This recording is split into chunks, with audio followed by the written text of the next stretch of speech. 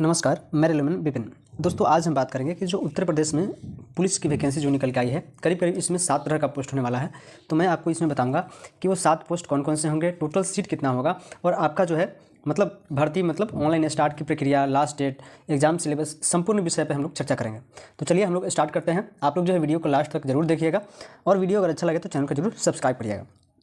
तो चलिए फ्रेंड्स, हम स्टार्ट कर लेते हैं। यहाँ पे नोटिफिकेशन आप देख सकते हैं उत्तर प्रदेश सरकार का। यहाँ पे जो है उत्तर प्रदेश पुलिस भर्ती एवं प्रोन्नति बोर्ड की तरफ से जो है नोटिफिकेशन आ गया है। तो इसमें देखिए, सबसे पहले मैं आपको बता दूं कि इसमें जो 7 पोस्ट में बात कर रहा था वो कौन कौन होने वाला है। आपको इसमें पहला पोस्ट होने वाला है, आपको देख लीजिए, आरक्षी नागरिक, आरक्षी पीएससी सशस्त्र पुलिस बल जो केवल पुरुष के लिए है, आरक्षी विशेष सुरक्षा बल केवल पुरुष के लिए होगा, महिला बटालियन के लिए अलग होगा, उसमें आरक्षी घुड़सवार होगा, जेल वार्डर होगा और जेल वार्डर महिला के लिए होगा। तो फ्रेंड्स, ये सारे पोस्ट थे।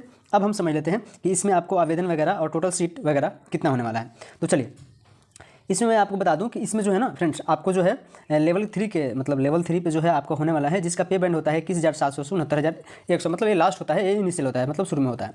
तो चलिए हम पोस्ट की बात कर लेते हैं। जो फर्स्ट में था हमारा ना कि आरक्षी नागरिक पुरुष और महिला दोनों के लिए जो था, इसमें टोटल सीट की बात कर लेंगे तो इसमें जो है 10,469 सीट है। आप कैटेगरी वाइज सीट यहाँ पे देख सकते हैं किस कैटेगरी के लिए कितना है। तो आप जिस भी कैटेगरी से बिलोंग करते हैं आप अपना इसमें सीट देख लीजिएगा। तो चलिए, मैं मतलब स्टेप बाय स्टेप वो सीट बता सकता हूँ, लेकिन आप लोग तो देख ही सकते हैं, ज़्यादा बताने से वीडियो ज़्यादा लंबा हो जाएगा। फिर यहाँ पे आप देख लीजिए, मतलब दूसरा में पोस्ट में जो था आरक्षी पीएससी सशस्त्र पुलिस के रिक्त पदों श्रेणीवार विवरण केवल पुरुष अभ्यर्थियों के लिए कितना होने वाला है। इसमें 15,000 जो है आपको 131 पोस्ट इसमें होने वाला है।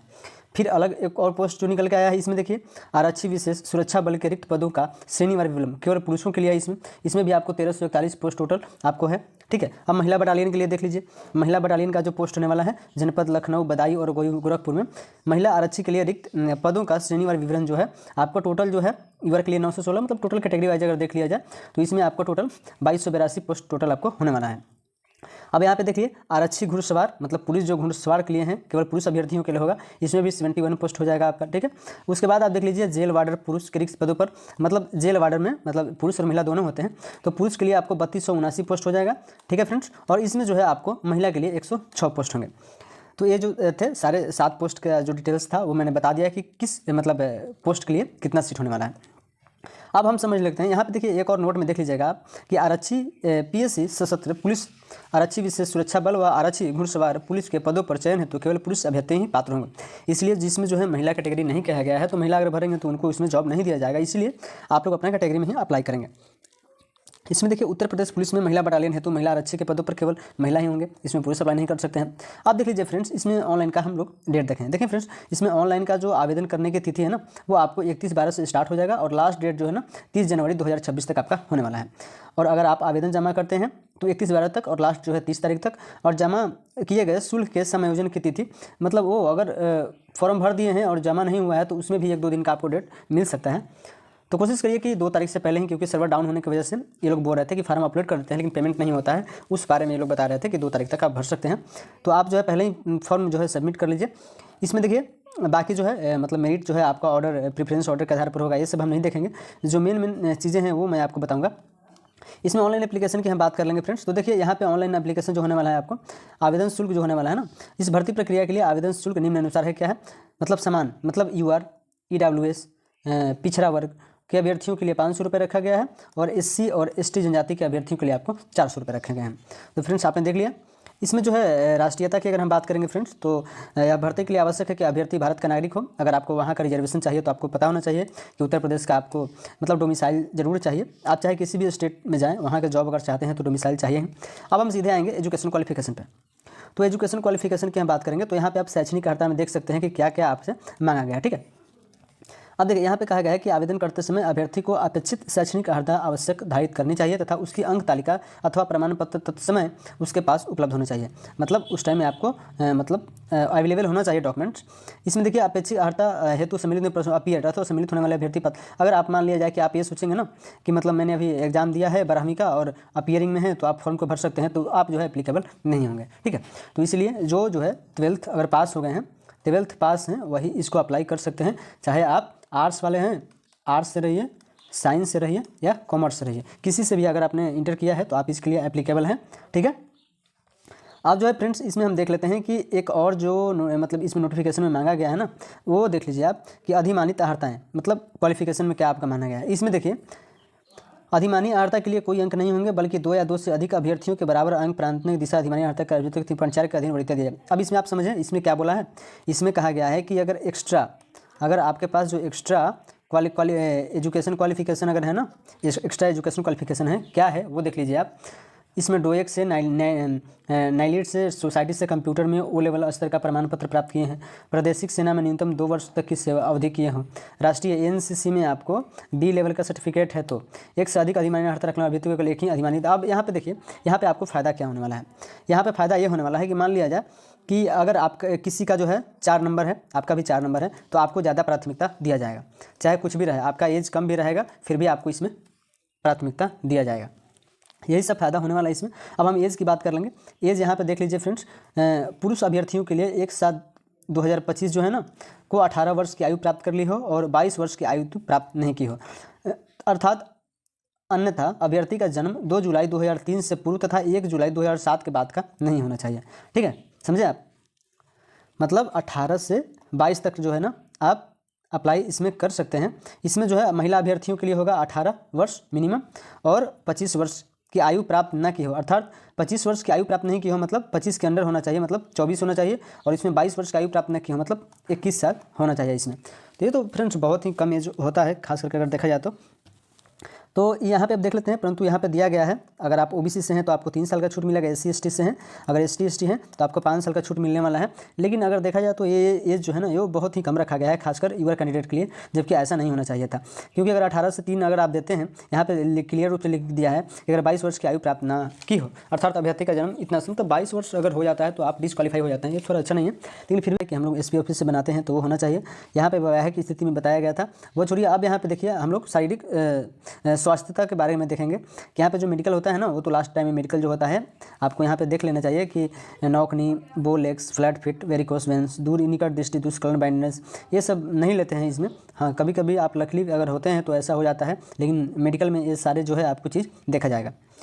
इसमें आप देख लीजिए फ्रेंड्स कि यहाँ पर बताया गया था ना कि लिखित परीक्षा की बात करेंगे, एजुकेशन क्वालिफिकेशन की अगर हम देख लेते हैं बात इसमें, तो यहाँ पे देखेंगे कि लिखित परीक्षा अगर हम मतलब रिटन एग्जामिनेशन की बात करेंगे तो यहाँ पे देखते हैं कि ऐसे अभ्यर्थी जिनके आवेदन प्रथम दृष्टिया में सही पाए जाएंगे इनसे ऑफलाइन लिखित परीक्षा में सम्मिलित होने की अपेक्षा की जाएगी।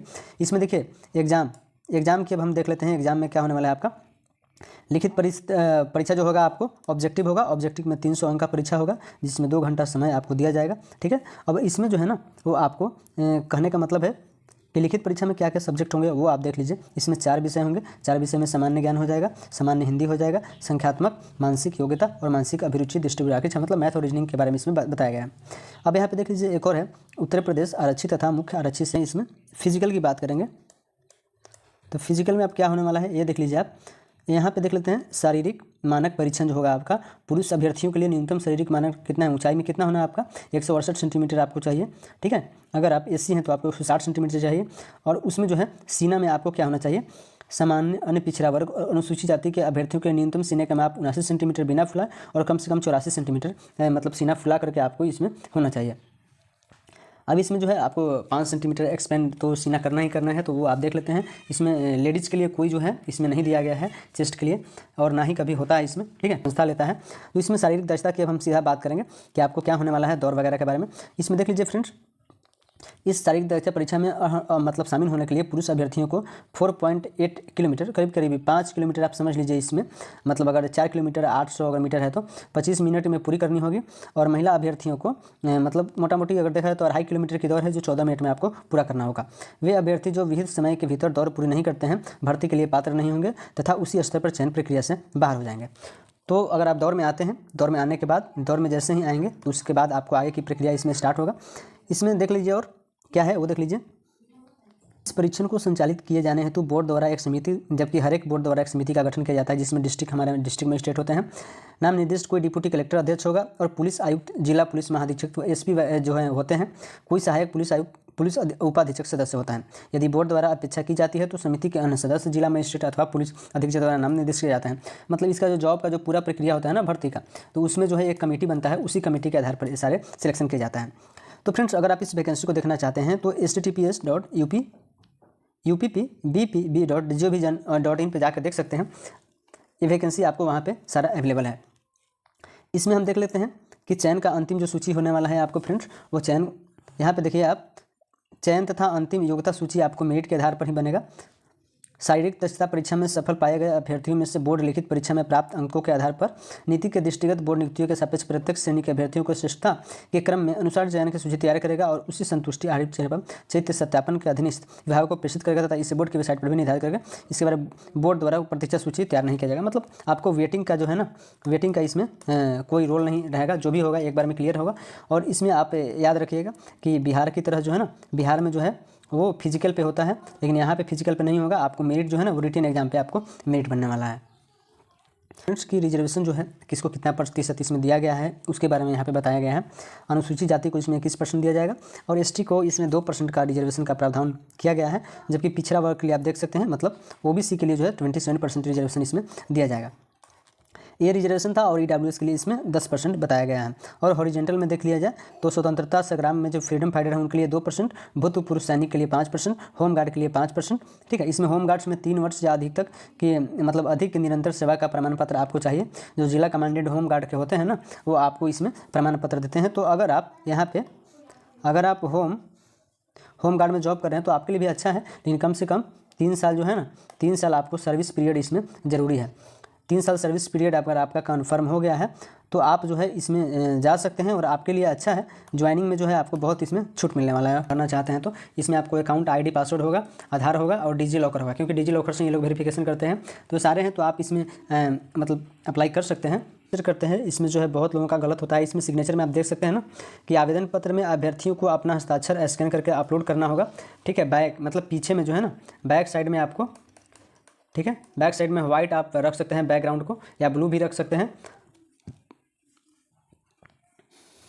फॉर्म जो है रिजेक्ट हो जाएगा, तो ये गलती नहीं करना है, वो देख लीजिए। हस्ताक्षर अपलोड करने में जो कंडीशन दिया गया है वो क्या है?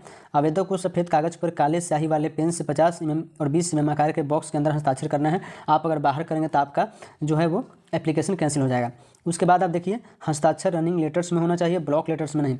मतलब जैसे हम लोग नाम लिखते हैं ना, तो सारे लेटर्स जो है ब्लॉक में लिख देते हैं, मतलब बड़ा कैपिटल में, तो ऐसा नहीं करना है। अगर आप करते हैं तो आपका कैंसिल हो जाएगा।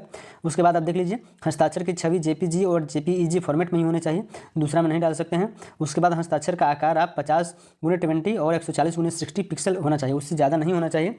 और फाइल का साइज 30 KB से 50 KB के ही बीच होना चाहिए। हस्ताक्षर केवल आवेदक का ही होना चाहिए, किसी और का नहीं। तो ये सारे जो है नियम आप ध्यान से पढ़ लीजिएगा, तभी जो है इसमें अप्लाई करिएगा। अगर कोई भी नियम एक अगर आप गलती करते हैं तो आपका फॉर्म जो है ना वो कैंसिल हो जाएगा। इसीलिए अगर आप अप्लाई करते हैं तो ये सारे चीज़ों को जो है अच्छे से ध्यान से पढ़ करके अप्लाई करेंगे, नहीं तो आपका फॉर्म जो है ना वो फॉर्म रिजेक्ट हो जाएगा। अब जो है आगे क्या है वो देख लेते हैं पोस्ट को चॉइस कैसे करना है फ्रेंड्स। पुरुष अभ्यर्थियों हेतु वरीयता का विकल्प क्या दिया गया है, आप ये देख लीजिए। फर्स्ट में डाल सकते हैं आरक्षी नागरिक पुलिस, दूसरा में आरक्षी पीएससी सशस्त्र पुलिस बल, तीसरा में आरक्षी घुड़सवार पुलिस, चौथा में आरक्षी विशेष सुरक्षा बल डाल सकते हैं, 5वां में जेल वार्डर। आप 5 पे अप्लाई कर सकते हैं। जबकि महिला लोग के लिए क्या है, आरक्षी नागरिक पुलिस, मतलब जिसमें पुलिस और महिला दोनों होते हैं, महिला बटालियन में अप्लाई कर सकते हैं आप, और जेल वार्डर में अप्लाई कर सकते हैं। ठीक है, इसमें प्रत्येक अभ्यर्थी को उपलब्ध विकल्पों के सापेक्ष वरीयता का चयन करना अनिवार्य हो गया। मतलब इसमें जो है ये सारे आपको मतलब सिलेक्ट करना ही करना होगा, नहीं तो अगर आप सिलेक्ट नहीं करते हैं तो किसी एक में मेरिट नहीं बनेगा, तो आपका जो है वो मेरिट नहीं बनेगा इसमें। इसलिए आपको सारा जो है अप्लाई करना ही है। रिटन एग्जामिनेशन की हम बात करेंगे तो रिटन एग्जामिनेशन में मैंने ऊपर ही बताया था आपको कि 300 अंकों का परीक्षा होगा। तो इसमें देख लीजिए कितने टोटल क्वेश्चंस आपको इसमें आएंगे। इसमें सामान्य ज्ञान, सामान्य हिंदी, संख्या एवं मानसिक मतलब मैथ और रीजनिंग, बुद्धि, मानसिक रुचि, उपलब्धता, तर्क, क्षमता, यौगिक से मिला करके आपको टोटल 150 क्वेश्चन हो जाएंगे। ठीक है, और 150 क्वेश्चन में आपको 300 नंबर का आपको इसमें एग्जाम होने वाला है। उसमें देखिए और यहाँ पे बताया गया है कि मतलब जीके से आपको कहाँ कहाँ से क्वेश्चन आएंगे, सामान्य हिंदी से कहाँ कहाँ क्वेश्चन आएंगे, आपको मैथ और रीजनिंग से कहाँ कहाँ से क्वेश्चन आ सकते हैं, इसमें ये बताया गया है आपको। तो ये सारे एक बार आप देख लीजिएगा, और अगर आप तैयारी कर रहे होंगे पहले से तो आपको पता ही होगा। इसमें जो देख लीजिए फ्रेंड्स, उत्तर प्रदेश की अनुसूचित जाति और अनुसूचित जाति के जाति प्रमाण पत्र था, तो जाति प्रमाण पत्र आपको अपलोड करना है ना, तो इसी मतलब फॉर्मेट में आपको अपलोड करना है। अगर आप बाहर से बनाते हैं ब्लॉक से तो ऐसा ही बनेगा, आपको भी पता है, तो ऐसे मतलब में बना के फॉर्मेट में देना है। और पिछड़ा वर्ग के लिए फिर जाति प्रमाण पत्र है, मतलब सब के लिए अलग अलग होगा। स्वतंत्रता सेनानी के लिए जाति प्रमाण पत्र है। तो फ्रेंड्स इसमें जो है अब जो है ज़्यादा कुछ खास नहीं था और मैं ज़्यादा इसमें आपका समय नहीं लूँगा। तो फ्रेंड्स अगर आप एप्लीकेबल हैं तो इस फॉर्म को जा करके भर दीजिए और भर करके अप्लाई करके तैयारी में लग जाइए। तो फ्रेंड्स चलिए मैं फिर आपसे मिलूँगा एक नए जॉब्स अपडेट के साथ। जय हिंद।